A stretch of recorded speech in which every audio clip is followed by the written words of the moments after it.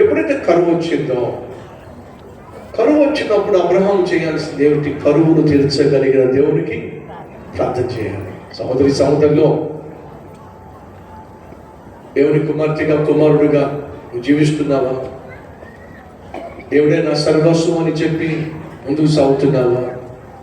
దేవుడిచ్చినటువంటి సేవే, దేవుడిచ్చినటువంటి పరిచర్య, దేవుడిచ్చినటువంటి కుటుంబమే, దేవుడిచ్చిన ఉద్యోగమే, దేవుడిచ్చిన వ్యాపారమే, అయినా నాకు ఈ కష్టాలు ఏమిటి అని చెప్పి నువ్వు అనుకుంటున్నప్పుడు నీ కష్టాన్ని తీసుకెళ్ళి ఆ కష్టాన్ని తీర్చగలిగిన దేవుని చేతిలో పెట్టు.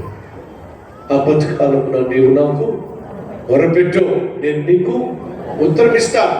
ఈరోజు మనలో చాలా మందికున్న పెద్ద సమస్య ఎవరో చెప్పమంటారా?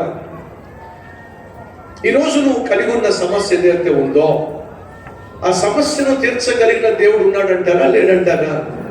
ఉన్నాడు అని నమ్మిన వాడు ఒకసారి చూపిస్తారా? నేను కలిగి ఉన్న సమస్యను తీర్చగలిగిన దేవుడు ఉన్నాడు నమ్మిన వారు ఉన్నారా? రైట్. మరి మీరు కలిగి ఉన్న సమస్య దేవుడు తీర్చగలడు అని నమ్మినట్లయితే మీరేం చేయాలి? ప్రార్థన చేయాలి. గట్టి చెప్పండి. ప్రార్థన చేయాలి. ఎలా ప్రార్థన చేయాలి? విసుగక ప్రార్థన చేయాలి, పట్టుదలతో ప్రార్థన చేయాలి, విశ్వాసంతో ప్రార్థన చేయాలి. మరి ప్రార్థన చేస్తున్నారా?